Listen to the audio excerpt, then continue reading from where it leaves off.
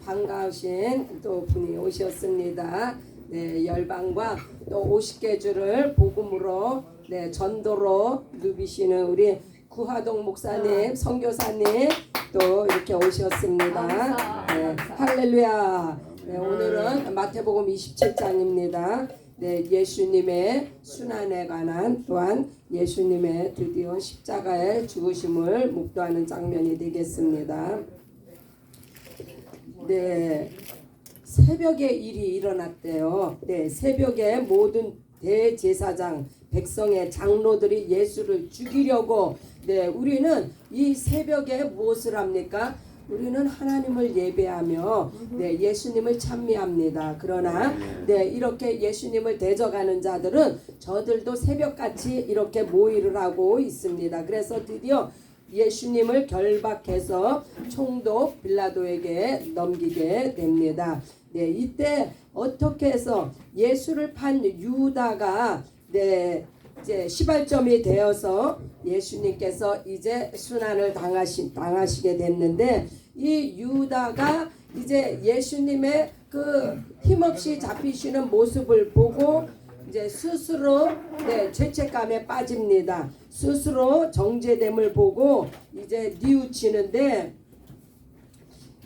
이 유다의 뉘우침은 곧 죽음으로 이어지는데, 이것은요 그 자기의 양심의 법에 걸려서 자기 스스로 정죄를 받아서 이제 사망의 길을 가게 됐는데, 이것은 참 베드로의 그 회개와 참 비교가 되는 장면입니다. 이렇게 유다는 자기의 지은 죄를 자기 스스로가 해결을 한 사람이에요. 인간은요, 이 자기가 죄를 해결할 길이 없어요. 인간은 그러한 죄에 대한 그 어떤 그 권한을 주지 않으셨어요. 왜냐하면은 이 죄는, 인간이 지은 죄는 오직 예수의 보혈만이 이 죄를 사할 수가 있습니다. 그러나 유다는 스스로 자기의 죄책감에 빠져서 자기의 그 양심의 법에 매여서 정죄를 받아 이제 죽임을 스스로가 목숨을 끊었는데, 베드로는 예수님을 저주하고 부인하는 그런 큰 죄를 지었음에도 그는 회개하며 예수님 앞에 죄 용서함을 받고 다시 예수님을 위해서 생명을 예수님께 드리는 이러한 비교된 죽음을 볼 때 우리는 과연 어느 쪽을 택해야 합니까? 당연히 생명의 법 안에, 또한 성령의 법 안에, 은혜의 법 안에 살아가는 우리가 되시기 바랍니다. 10절에 보면요, 토기장이의 밭값으로 그 유다의 30냥, 그 은 30이 사용이 되었다고 했는데, 이것은 구약의 스가랴 11장의 예언입니다. 은 30으로 토기장이의 밭을 샀다고 예언의 성취가 이루어졌습니다. 11절에 보면은 유대인의 왕이냐, 그렇습니다. 예수님은 유대인의 왕으로, 다윗의 자손으로 이제 십자가의 죽음을 당하시고 다시 하나님의 아들로서 부활하십니다.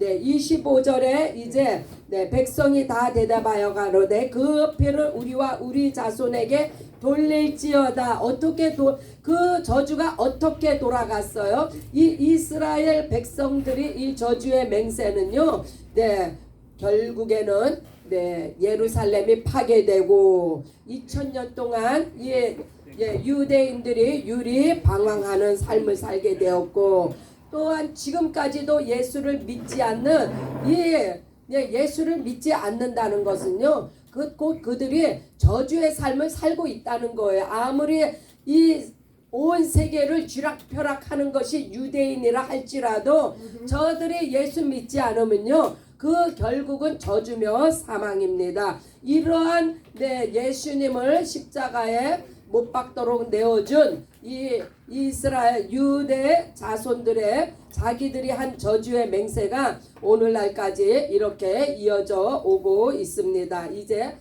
시간이 없어서 급하게 넘어갑니다. 51절을 보면은 네, 성소의 휘장이 위로부터 아래까지 찢어져 예수님께서 드디어 십자가에서 엘리 라막 사막다니 말씀을 하시면서 이제 이 하나님의 아들로서 이 땅에 오셨을지라도 인간적인 그 육체의 고통과 정신적인 고통으로 말미암아 네, 하나님 나의 하나님 왜 나를 버리셨나이까라는 그 고통의 소리를 끝으로 예수님이 이제 운명을 하시는데 그 영혼이 떠나가실 때에 성소의 휘장이 위로부터 아래로 찢어지는 네, 역사가 일어납니다.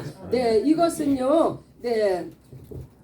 성소와 지성소가 갈라져 있는데 네, 대제사장이 1년에 한 번 들어가는 그 지성소 네, 백성의 죄를 사하기 위해서 들어가야 되는 지성소 네, 그러한 것을 예수님이 이제 이 죄로 말미암는 이 성소의 휘장이 예수 그리스도의 육체가 찢어지며 십자가의 죽으심으로 그 성소의 휘장이 갈라졌다는 것은요 죄의 담이 허물어지고 이제 더 이상 대제사장이 우리의 죄를 사할 필요가 없습니다. 예수님이 자기의 피로 영원한 속죄를 이루셨기 때문에 구약의 모든 종교 의식은 다 폐지되고 이제 예수님을 의지하는 네, 오늘날 우리 성도들은 직접 하나님께 나아가는 은혜의 보좌에 나아가는 은혜를 입었습니다. 네, 또 이제 64절을 보면은요. 네, 분부하여 그 무덤을 사흘까지 굳게 지키게 하라. 그가 죽은 자 가운데서 살아났다 하면 후에 유혹이 전보다 될까 하나이다. 이 말씀은요. 이제 예수님을 죽음에 내몰은 이 바리새인과 대제사장들이 네, 이제 빌라도에게 가서 그 시체를 굳게 지키도록 군병들을 무덤 앞에 세워줄 것을 요청합니다. 왜요? 여기서 말하는 후의 유혹이 전보다 더 그 후의 유혹이 무엇이며 전의 유혹이 무엇입니까? 이들이 두려워하며 걱정하는 이 유혹이라는 거, 네, 그것은요, 네, 제자들이 와서 시체를 도적질할까, 네, 이것을 두려워하는데 왜요? 이들은 네, 전의 유혹이라 하면, 네, 그것은 예수님이 메시아인 것을 믿지 않았던 네, 이 무리들, 네, 종교 지도자들, 또 후의 유혹이란 무엇이에요? 이 예수님이 메시아인 것을 믿지 않은 자들이 이 또한 이제 예수님께서 죽으신 후에 하나님의 아들로서 부활될 것을 이것을 두려워하는 거예요. 그래서 이 네, 종교 지도자들이 하는 말이 무엇이냐? 후의 유혹이 네, 이전에는 네, 예수님이 네, 구약에서 예언했던 메시아이라는 것을 이들은 부인을 했는데 이제 다시 살아나셔서 하나님의 아들로서의 그 존재가 확실해질까봐 네, 그것을 두려워하여 시체를 이제 훔쳐가지 못하도록 그렇게 빌라도에게 요청하는 이런 어리석은 모습들을 봅니다. 그러나 예수님은 네, 부활하셔서 더 이상 무덤에 계시지 않습니다. 네, 예수님의 부활은 곧 우리의 부활을 예견합니다. 그래서요, 우리가 이제 마지막 네, 예수님께서 네, 마지막 재림하실 때에 신랑으로 오실 때에 우리는 네, 신부로서 첫째 부활에 참여하는 놀라운 은혜를 입었습니다. 위아 1000 미셔너리. 네, 그래서 우리가 1000 미셔너리는 무엇을 의미하느냐? 바로 예수님께서 구약에서 예언했던 메시아, 네, 메시아인 것을 증거하며 또 우리를 위해서 성령으로 말미암아 부활하신 것을 우리가 증거합니다. 네, 그래서 예수님이 오실 때까지 성령으로 충만한 우리가 되어서 네, 50개 주 열방을 향한 네, 1000 미셔너리로서의 사명을 감당하시는 아버지 밥상교회를 축복합니다. 위아 1000 미셔너리. 목사님 또 나오십니다. 꺼주시고 나오셔야지.